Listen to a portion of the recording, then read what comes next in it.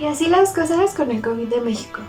Y antes de continuar con su noticiero de confianza, les preparamos una nota muy interesante sobre los paradigmas en la psicología educativa. A continuación los dejo con mi compañera Ana Karen Chávez Martínez. Buenos días, mi nombre es Ana Karen y yo les voy a dar una pequeña introducción sobre el tema. Eclecticismo es un enfoque conceptual que se basa en múltiples teorías o ideas para obtener información sobre un tema. Metacientífico es un estudio que se basa sobre una ciencia particular más o menos constituida, tomada como objeto de reflexión desde sus principios y fundamentos.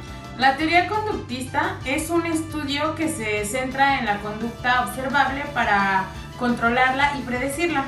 La teoría humanista es una teoría que se toma en cuenta la conciencia, la ética, la individualidad y los valores espirituales del hombre. Teoría constructivista. Esta teoría habla de que el ser humano percibe la realidad, la organiza y después le da sentido en forma de constructo, gracias a la actividad de su sistema nervioso central.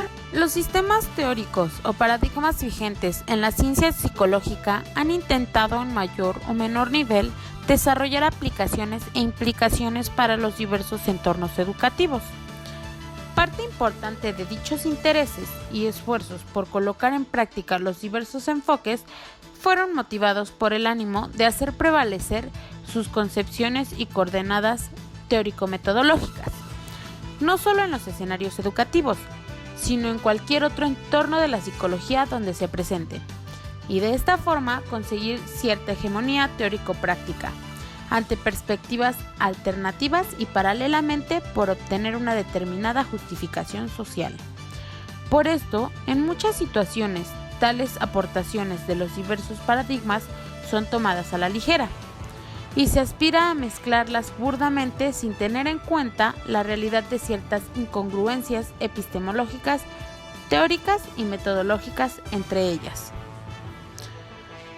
Esto es, nos centraremos en verificar con detenimiento la manera como utilizaremos el concepto de paradigma, desde la definición de las propiedades primordiales de este constructo en el entorno metacientífico, pues posteriormente haremos uso del criterio según con lo señalado aquí cuando describamos todos los diversos enfoques paradigmáticos existentes en el campo de la psicología de la enseñanza.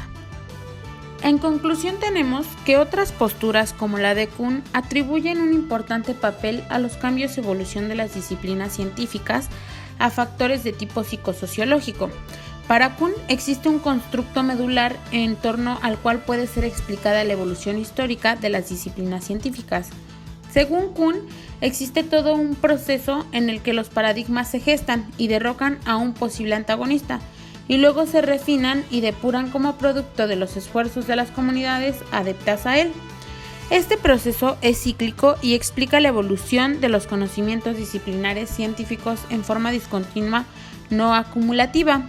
Del mismo modo, en el seno de la psicología de la educación existen varios paradigmas alternativos que hacen progresar el avance de los tres núcleos que la conforman. Estos paradigmas vigentes en la psicología de la educación son el conductismo, el cognitivismo, el humanista y el constructivista, entre otros.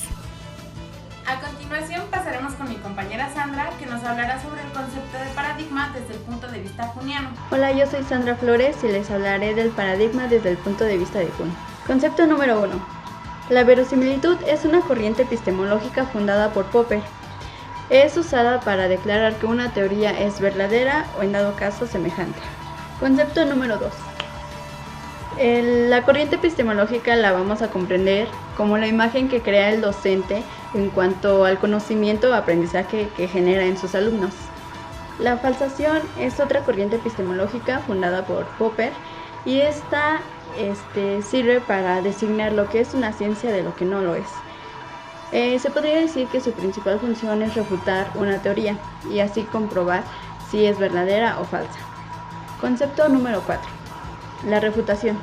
Ese es un concepto que se usa mayormente en un debate o en el ámbito científico, que consiste en dar un argumento que contradiga o elimine una teoría ya planteada. Concepto número 5.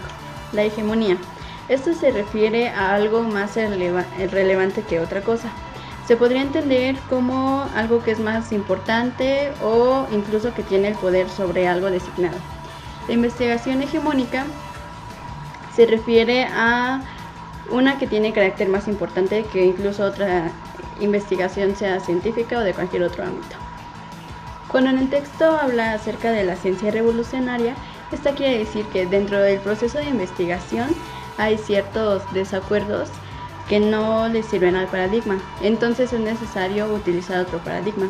Este proceso es al que se refiere Kuhn cuando dice que hay una crisis científica por igual.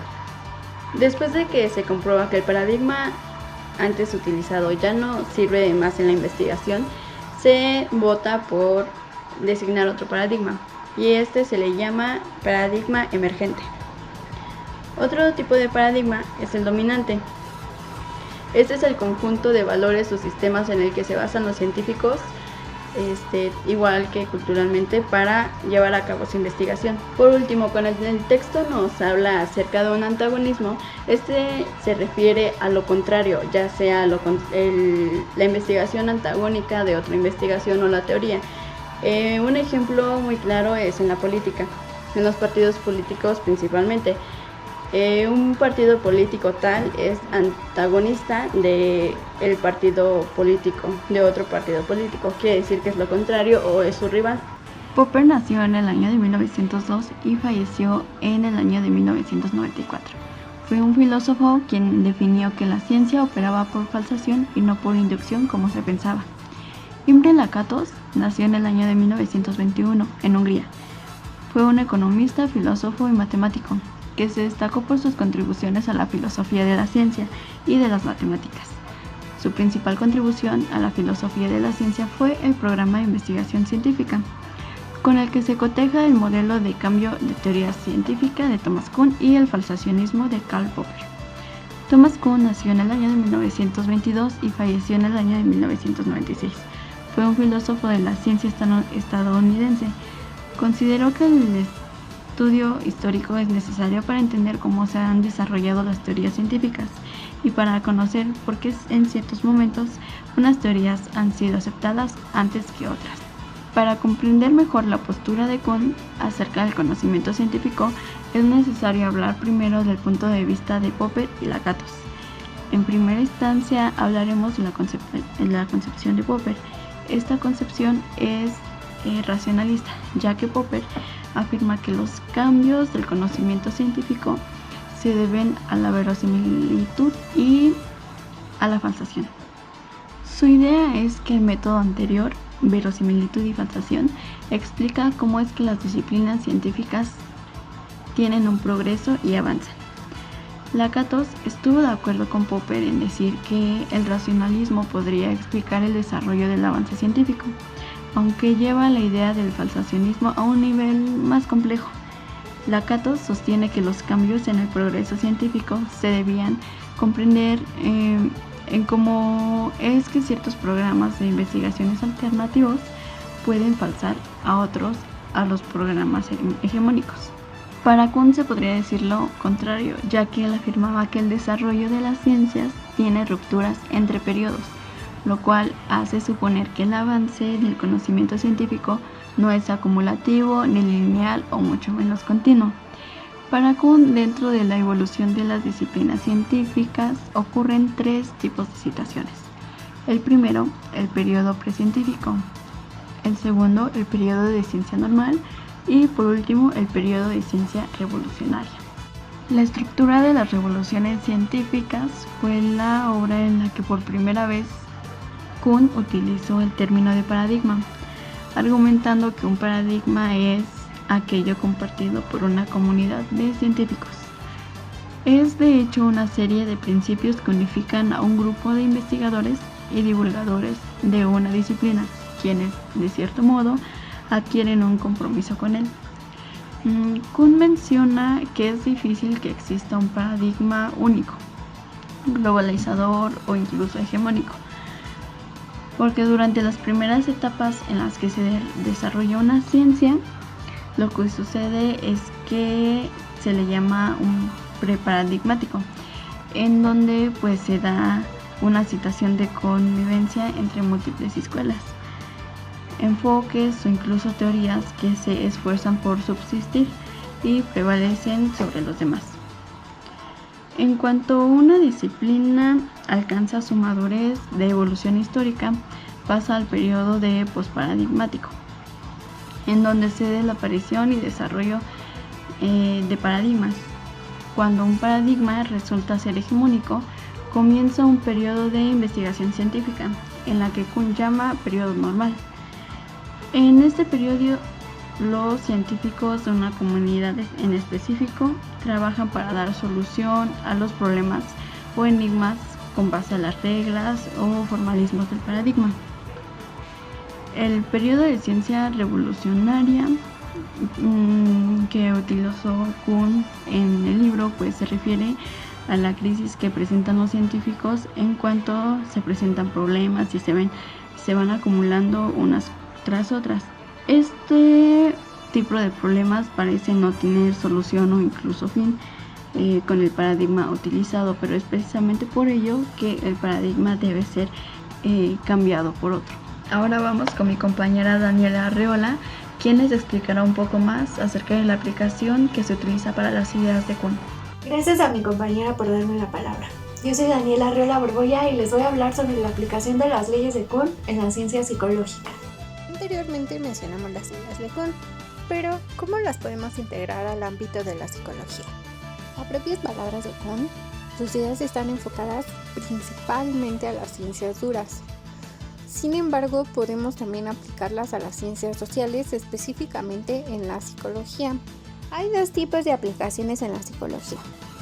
El primero es un uso metateórico sobre el objeto, método e historia de la disciplina. Para entender este punto, empecemos por comprender el concepto de metateoría. Metateoría es la teoría de la teoría. Esto quiere decir que es la teoría que se dedica al estudio de otras teorías. Entonces, tomando esto en cuenta, hay que estudiar las teorías que hay sobre el objeto, el método y la historia de la psicología. El segundo, y el que ha dado mejores resultados, es un intento por incorporar la idea de paradigma dentro de las teorías e investigaciones psicológicas. Para poder lograr esto, es importante utilizar el método científico a la hora de hacer investigaciones dentro de este campo. Existe un debate que continúa hasta la actualidad, acerca de si las ideas de Kuhn son aplicables en la psicología, habiendo diversos autores que consideran que estas premisas no son aplicables porque la psicología no tiene la exactitud como la tiene, por ejemplo, la física o las matemáticas, referentes a sus métodos de investigación en el que el control de sus variables son más estrictas que en las variables que se manejan en la investigación psicológica. Así, por ejemplo, en matemáticas podemos medir con exactitud la distancia de un punto a otro. En cambio, en psicología, los aspectos emocionales como la depresión no es posible medirlos.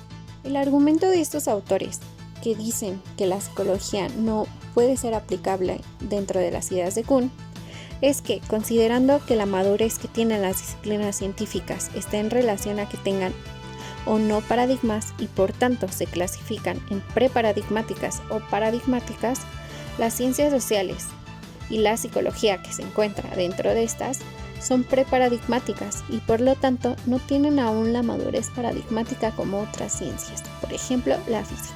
Masterman no está de acuerdo con lo anterior para el caso de las ciencias sociales, pues él señala que la definición de Kuhn respecto a las ciencias preparadigmáticas no es clara, pues no distingue entre disciplinas biparadigmáticas, no paradigmáticas y multiparadigmáticas. Para Masterman, la psicología es una disciplina multiparadigmática. Otros autores, como Caparrós, consideran a la psicología como multiparadigmática. Esto porque el objeto de estudio de la psicología es muy complejo, a pesar de no contar con variables precisas como las tienen las ciencias duras, pues la realidad psicológica abarca desde conductas observables como sentimientos, emociones, percepciones y procesos cognitivos, además de la interacción social y todos los procesos sociales que conlleva.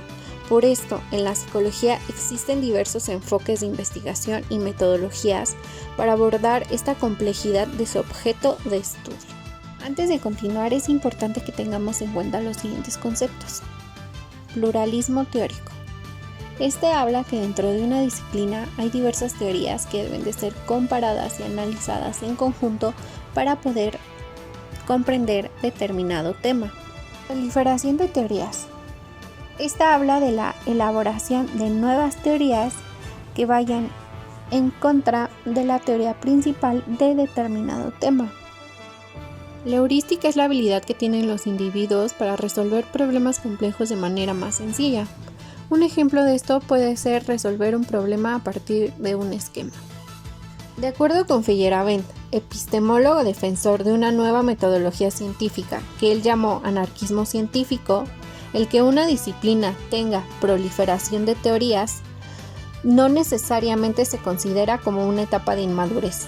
Al contrario, diversas teorías dan un desarrollo más rico en metodologías, estrategias y métodos heurísticos de investigación que estaría restringido si solo tuvieran un solo paradigma o programa de investigación, y tener varias teorías hace que haya un desarrollo posterior de las disciplinas científicas.